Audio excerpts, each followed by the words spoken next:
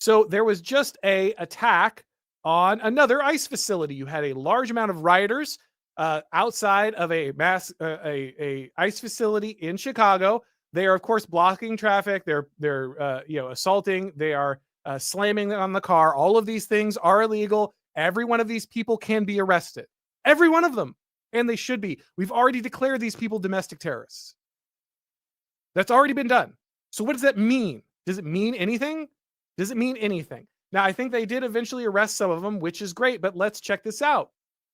We have evidence here. Let's play. Let me see if we can get the... Arrest guys! Arrest guys! Arrest guys! Shoot ICE! Shoot the fucker! Shoot the fucker! So you hear right there. That is a direct death threat to a federal officer's face. They're announcing, shoot them now. This is not arrest ICE, fine, whatever, right? Shoot ICE. Okay, now we're clearly, there's no First Amendment protections here. There's no need to be delicate. These people are terrorists who are threatening to murder our officers in cold blood on camera in front of everybody. And the left does not care. They are not afraid of these guys for a minute. The left is not afraid of the Trump administration. Terrorists are not afraid of the Trump administration because they're not doing anything. They have lost the monopoly on violence. Antifa thinks they own the streets because they do. Because they are not being stopped. Because there is no response by the federal government. What are we doing? Terrorists are in the street directly threatening to shoot and kill officers who have already been shot at. There's already been a direct terrorist attack on officers. Luckily, the shooter was so stupid, he shot the wrong people. Though still, those people didn't deserve to die by his bullet, probably, hopefully. I don't know. I don't know how bad a person they were. I don't know who ICE had detained that day. But either way, the only reason that we don't have more dead ICE agents is that leftists are such idiots. And here we have more leftists openly saying, we are going to kill you. We are going to shoot you right here. By the way, they found a weapon on one of these guys. He's detained now. He might actually even go to jail. Woohoo! We got one. What are we doing? This is insane. This is absolutely... Sorry, I know I'm just saying it's insane, it's crazy over again. I'm just running out of words to discuss what a complete, just drastic failure we are seeing here. I know the Trump administration is not in a great place. I know that this is not an enviable job. I get that they are probably fighting a battle with their own ranks. But I'd rather they just say that. I'd rather they just say, we don't control the FBI. The FBI is infiltrated. It's full of traitors. We have to, but at the same time, they got to respond to this, right? So they can't just blow up the FBI now. They should have done it the minute they took office. They should have had a new federal marshal program of some kind that was up and going and ready to take care of all this stuff. So when it happened, they had loyal people on their side. But since they didn't do that, they have to work with the FBI they have now, because there's no way they can dismantle federal law enforcement while they have to get rid of a terrorist organization on our soil. While these people are opening fire on federal agents and shouting that they intend to murder them without any care in the world. Because the left never pays a price. They just never pay a price. It never happens. So of course they can shout, I'm going to murder you in front of a federal officer. What's going to happen? What are you going to do? Nothing, right? Maybe finally they arrested a few of these people. But in general, these people do not fear the FBI. They do not fear ICE. They do not fear the Trump administration. Probably because a lot of the FBI is on their side. And the Trump administration isn't doing anything about it.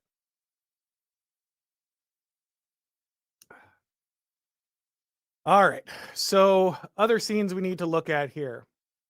Refusal to get rid of the app. Let's see. Had one more. Oh, yes. So another, this scene here in Houston, Texas. Obviously, two white guys getting hung. Looks like they have what are supposed to be MAGA hats on, Mexican flag flying here.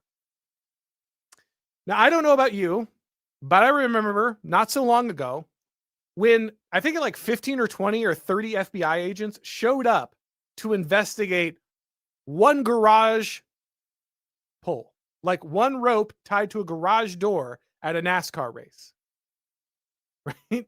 Like one loop tied to a garage had a bunch of FBI agents out looking for who, this whole fake thing. None of it was real. No one was trying to kill any NASCAR drivers or anything. And yet we had the whole FBI out there.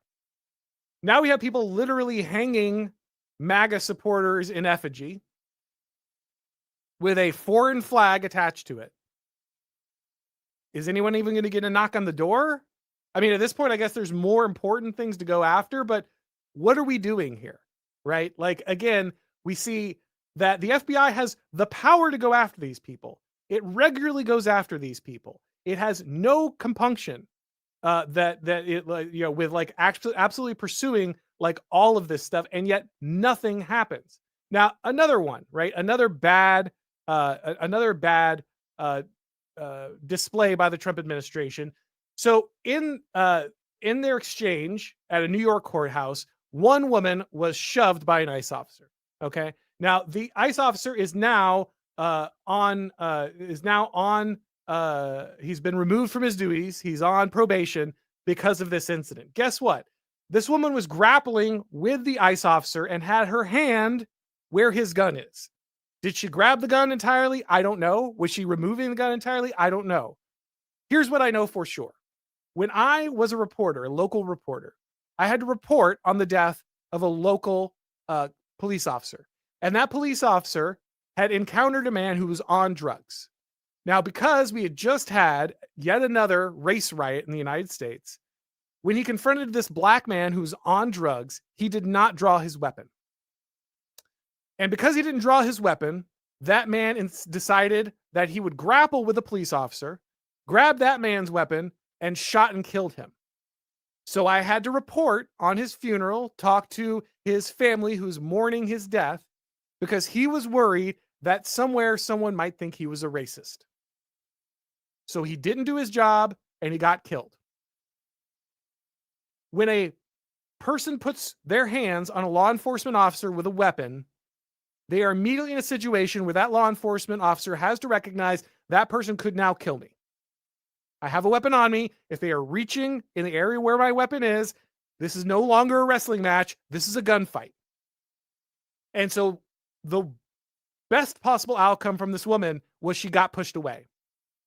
If you try to grab an officer, especially where his gun is, the best outcome is you get shoved to the ground.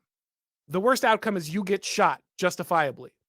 This woman could have been shot, and I would not have really been like, oh, I don't understand how that happened. Actually, I understand exactly how that happens, because you now are in possession of a firearm once you have your hand that close to the officer's firearm.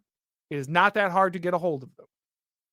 So he is totally justified in shoving this woman to the ground. And yet, the Trump administration says, we need to put this guy on probation. I understand that's probably procedure at some level, but it's also a terrible look. Because on January 6th, when someone shot and killed the unarmed Ashli Babbitt, the left called him a hero. They gave him a medal. They took him, they paraded him in front of the cameras. They honored him in Congress. Being on the left means you are protected. Being on the left means you are secure. The left will make sure you are protected. Your job is secure. Your income is secure. Your family is secure. Your banking is secure. The left protects its own.